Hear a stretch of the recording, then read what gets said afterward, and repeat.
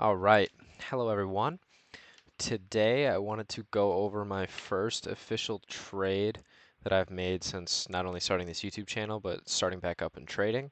And I totally nailed um, a pretty juicy long 2 days ago. I believe it was on the 8th. I was up 113% in profit, as you can see. I did close out of that trade once we came up to this 0.236 fib line. I do wish that I was able to hit this long this morning here on the 22nd of June, or not on the 22nd of June, I mean the 10th of January. Um, I wish I was able to hit this long, but sadly I was at work and I was sleeping, so I really wasn't able to hit it. But I wanted to go over a quick little explanation as to why I entered this long yesterday. Let's see if it shows my entry price in this long. I used 20x leverage, lower dollar amount. Didn't want to give my exact dollar amount, not until I'm using way higher amounts.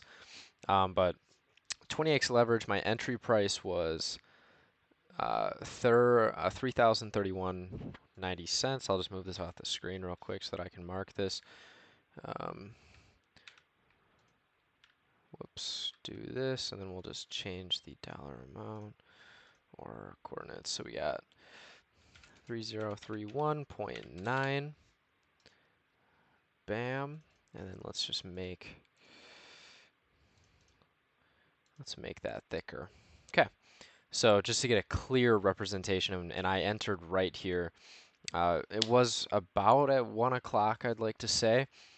I can get rid of that line now just so that you can kind of really tell, so that you can kind of see what's going on more. I'm going to change to the 4 hour because that's really what I was looking at when looking at this long. So there's a lot of stuff going on my screen.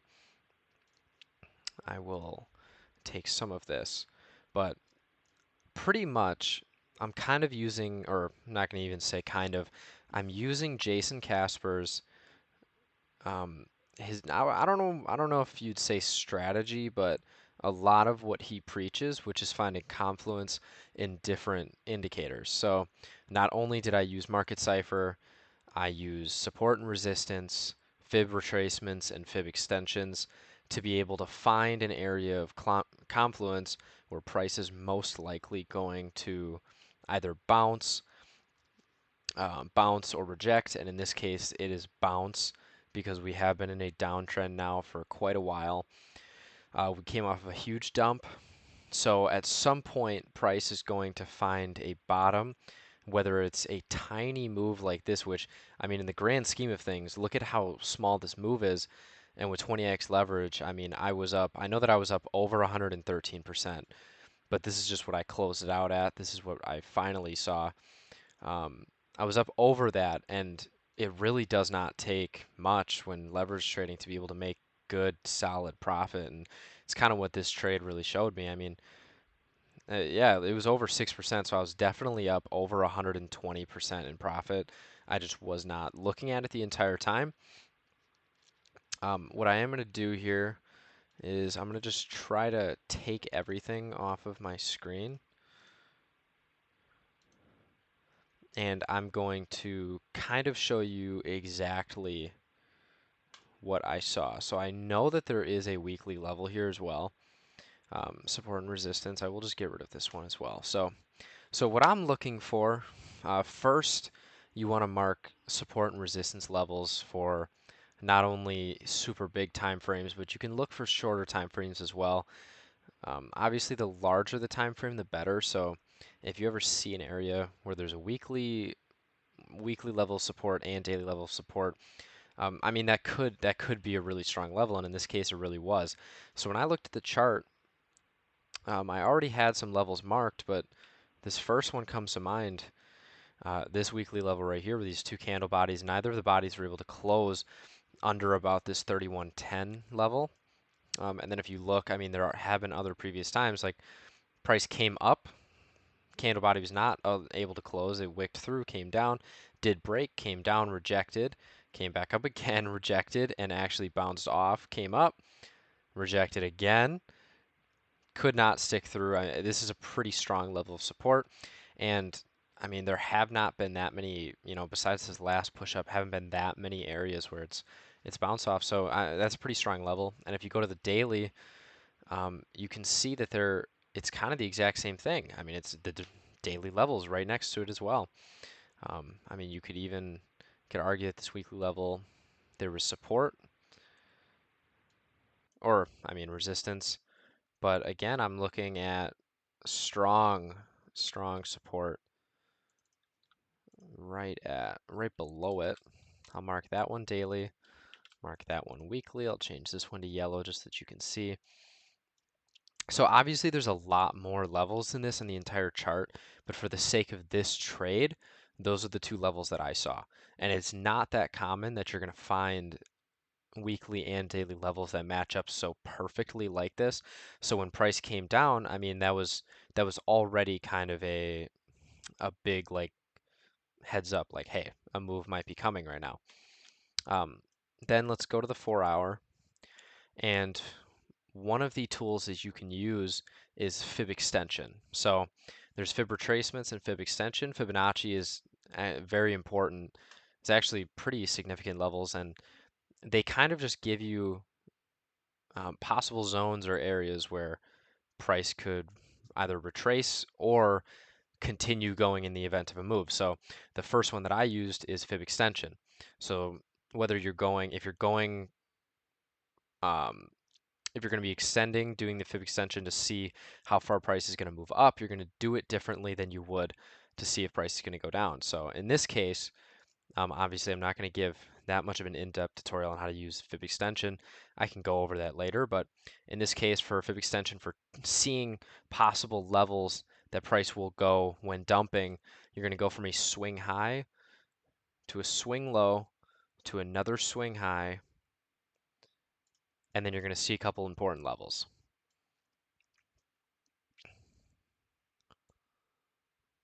See a couple important levels here. So you can obviously move that. Now, there's a couple levels that you kind of want to look for. Mainly, you're going to be looking for the 1.272 and the 1.608. And in this case, if you see, obviously the 1.60 or the 1.618 is not perfectly in line with the weekly and daily because things really aren't going to be in perfect line. So if you see that when I made this rectangle, I made it as a zone. So this was my zone that I saw for possible support, which meant if price came into this zone, that we were likely going to have a bounce and a move up. So it doesn't mean that price has to come down to this fib level. It's just saying, hey, we not only have daily and weekly support here, but also we have a fib extension level as well at the same point. And I mean, let's look. I want to see if I can expand this actually. I'll actually expand it. I mean, look at this green, the 1.272. Price bounced, price found a sticking point, came up, came up. I mean, it's, they are zones and areas where price could possibly bounce, and in this case, price honestly it almost perfectly bounced off of this level as well. So these are three levels of support now that I found that are all giving me indications that we are probably going to get a bounce. And if you look at just the, the overall price action, um, especially since, let's see, what is this, December 27th? I mean, it's been a good 2 weeks before we've had a significant correction or a significant retracement from this downtrend. I mean, honestly, I wouldn't even call this a significant retracement either. I mean, it is 12%, but with how volatile it's been, I mean, I wouldn't expect too much. So this is an area. I'm going to bring back my rectangle here just to kind of show. I marked it as weekly, daily, and fib extension. So this is just my zone where I'm going to be looking for a bounce.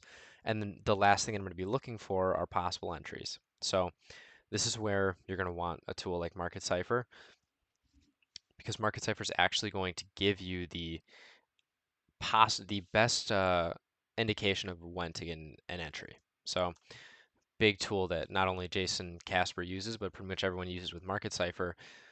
You're looking for divergences. So divergences in price action and momentum, where price action is doing one thing, but momentum is doing another, and that's going to indicate a possible move. So in this case, not only did I see price action come down, price came down far faster than momentum did on the 4 hour. And the 4 hour is kind of one of those golden time frames on Market Cipher where when you see divergences play out, or when you see divergences form, they are most likely going to play out.